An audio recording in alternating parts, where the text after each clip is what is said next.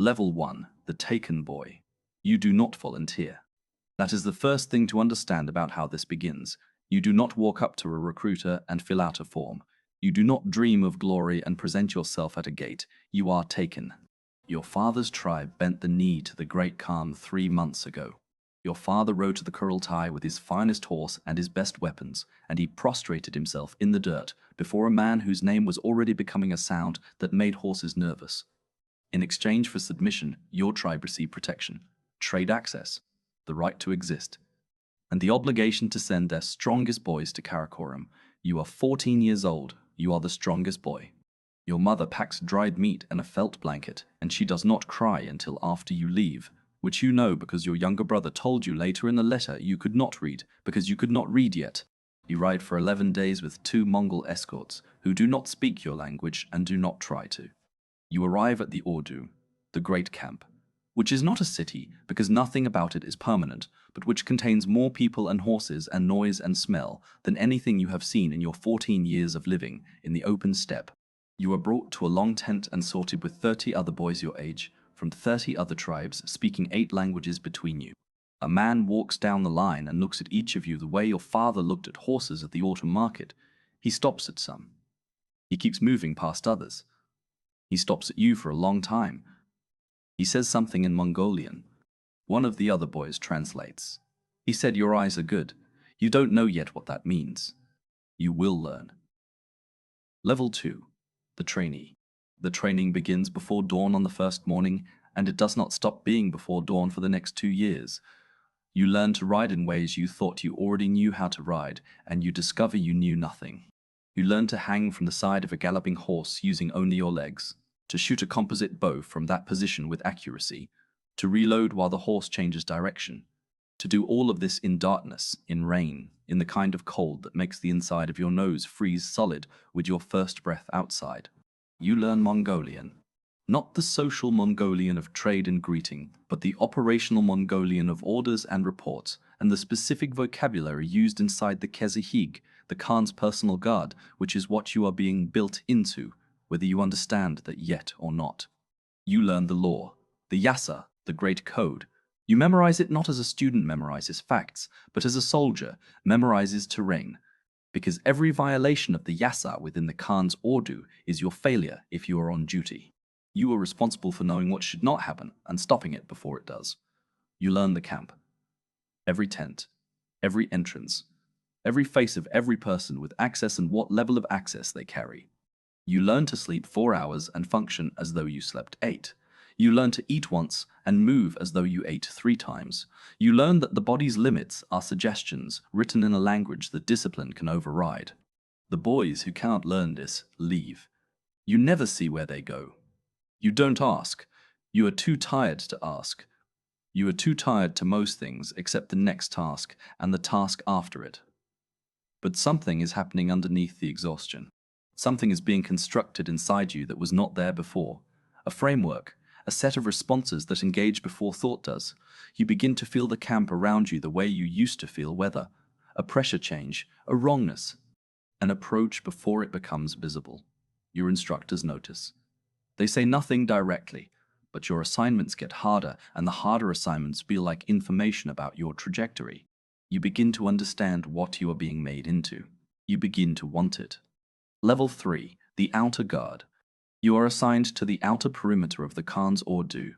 The Kebtul, the Night Guard, operates in shifts around the Great Camp, controlling who approaches and from what direction. This is not ceremonial. There are no decorative uniforms and polished weapons and practice stances for visiting dignitaries. This is functional security for the most consequential life on the Eurasian steppe. If the Khan dies, the empire fragments. If the Khan is assassinated, the Mongol project ends. You understand the weight you are now carrying.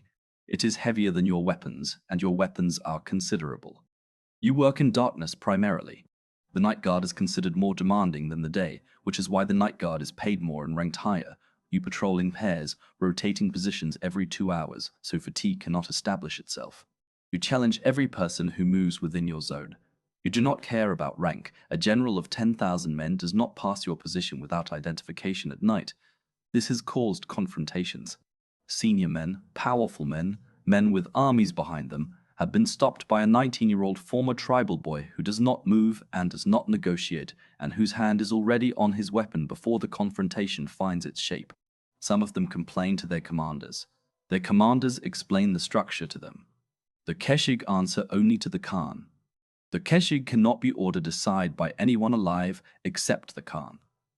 This is not a bureaucratic detail. It is the engineering of an organization designed to be uncorruptible by the normal instruments of power. You feel this engineering inside yourself, the pride of it, the danger of it. You are 19 years old, and you cannot be bribed, and cannot be threatened, and cannot be outranked by anyone except one man. You have never felt so much like something solid. Level 4. The Quiver Bearer. You are selected as a Kheshig, a personal attendant to the Khan during specific functions. This is not a demotion from guard duty, it is an elevation into proximity. You carry the Khan's quiver during hunts, which are not recreational. The Great Hunt, the Nurge, is military training conducted at scale. Thousands of men form a circle around a vast area of steppe and compress inward for days or weeks, driving every animal inside toward the center. The Khan hunts from horseback in the collapsing circle. You are beside him. You hand him arrows. You observe his shooting, his decisions, his physical condition, his mood. You say nothing unless asked. You are not furniture, but you perform the function of furniture, present and useful without asserting presence. You begin to understand the Khan in the way that only proximity teaches. You see how he reads terrain, how his eyes move across a landscape and inventory it in seconds, how he listens to advisors, which ones he trusts and which ones he performs trust for while deciding independently, how he treats the men below him, which is not with warmth and not with cruelty, but with a relentless utility that sees each person as a resource and manages that resource to its maximum output. He asks you a question on the 4th day of a Nurge in the eastern steppe.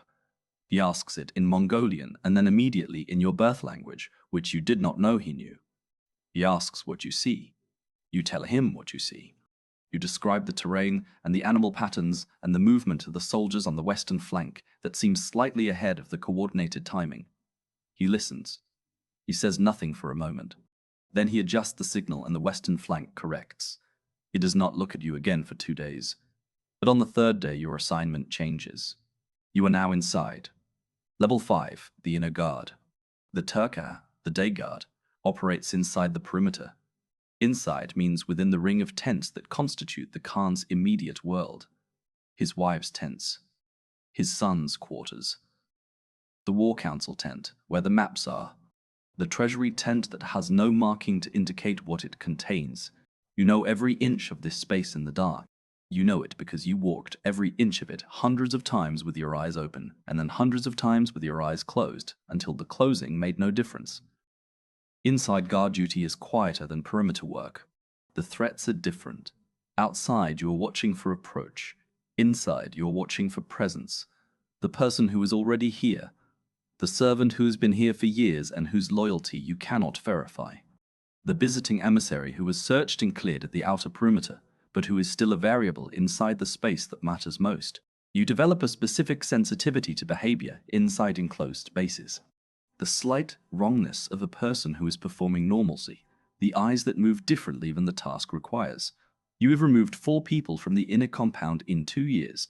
One was a spy from a Western Khanate, identified by the specific way he oriented himself to exits in every tent he entered. 2 was servants whose financial situations had changed in ways that had not been reported, and that you discovered through conversations that were not interrogations but produced the same information. 1 was a general's aide whose access to the War Council tent exceeded his stated purpose by 17 minutes on a Tuesday when the War Council was not in session. What happened to all 4 of them after you delivered them to the intelligence officers is information you do not have. This is deliberate. Outcome information creates moral weight.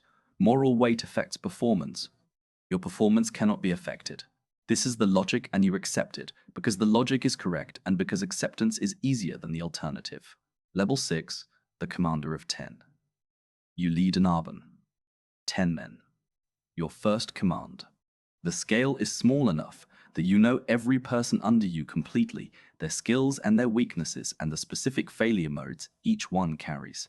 You are responsible for them in every sense. The Mongol military uses the word responsible. Their performance is your performance.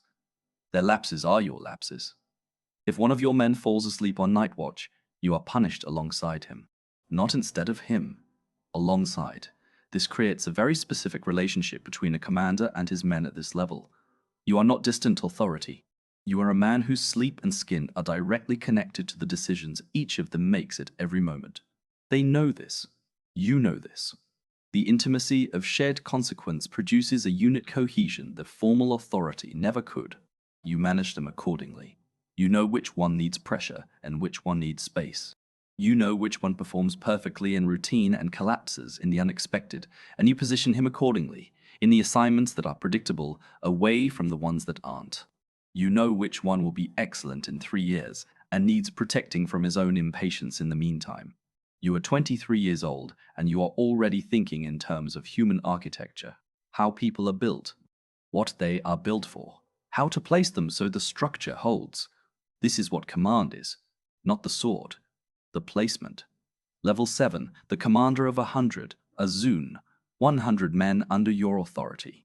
The mathematics of command change at this scale. You cannot know 100 men the way you knew 10. You know your 10 urban leaders. You know them deeply, and you manage the 100 through them.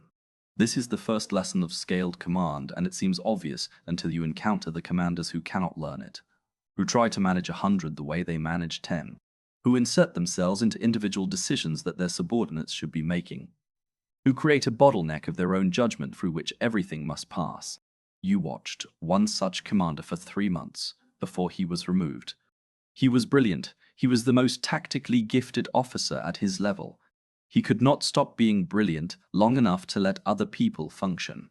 His 100 performed below his 10s because his presence disabled the men around him. You remember him. You think about him specifically when you feel the urge to involve yourself in a decision that belongs to someone below you. You let the decision belong to them. You evaluate the outcome. You adjust the person, not the decision. The Kheshig at this level is a machine that processes threats and produces security. Your job is to maintain the machine, not to be the machine. Level 8, the commander of 1,000. The Mayangan.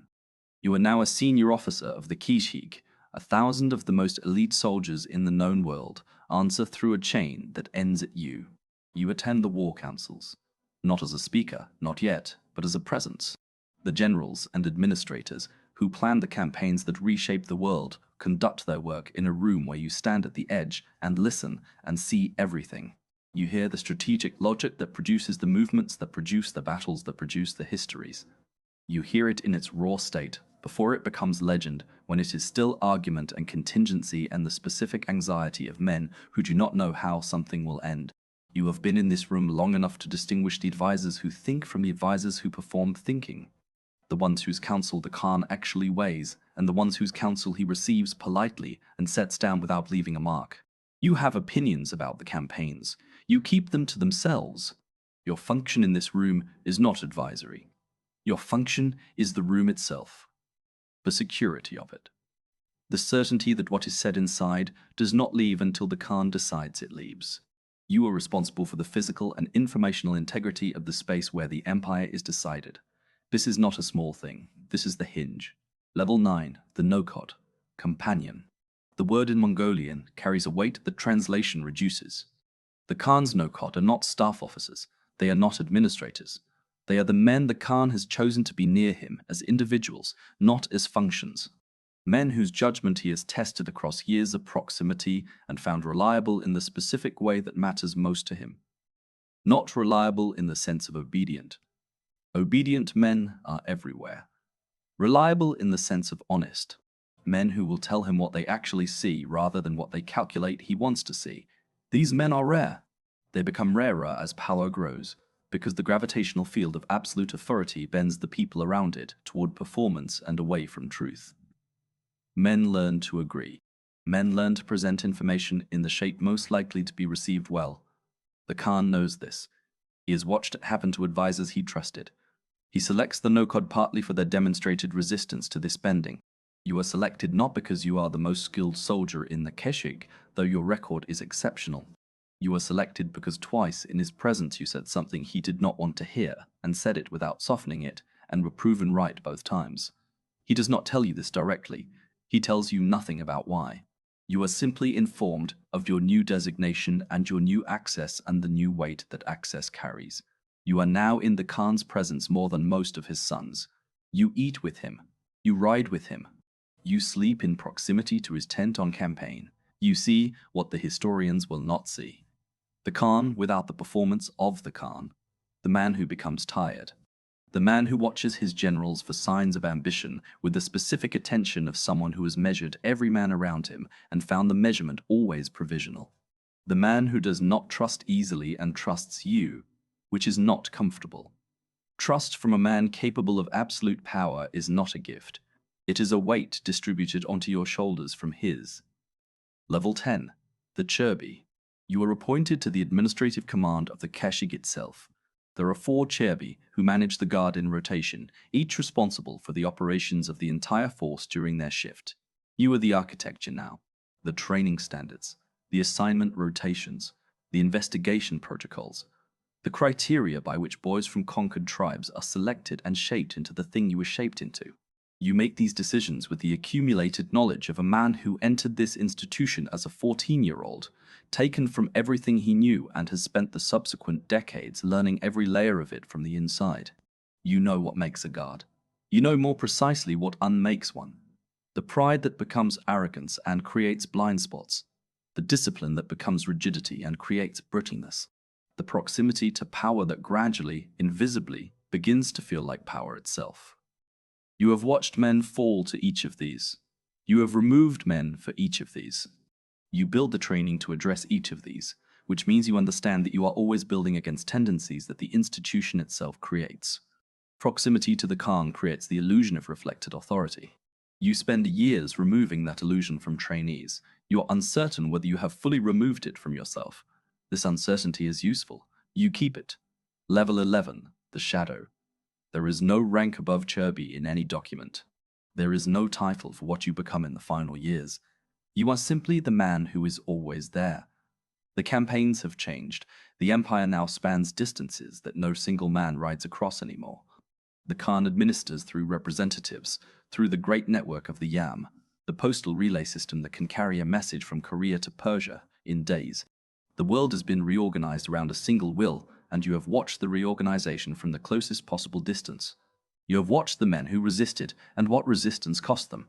You have watched the men who collaborated and what collaboration cost them differently. You have watched the sons accumulate their inheritances and their resentments in equal measure.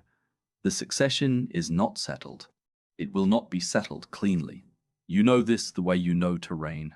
From long study and the specific anxiety of someone who understands what is at stake when the ground shifts. The Khan is aging in the way that men who have spent 50 years on horseback in every climate age. His body carries the record of it. He does not discuss this. He discusses the next campaign. There is always a next campaign. The next campaign is against the Tangut, who broke an agreement, who refused to send troops for the campaign against the Khwarezmian Empire, who must be made into an example, because the architecture of the empire runs on examples. Every entity that defies without consequence weakens the structure.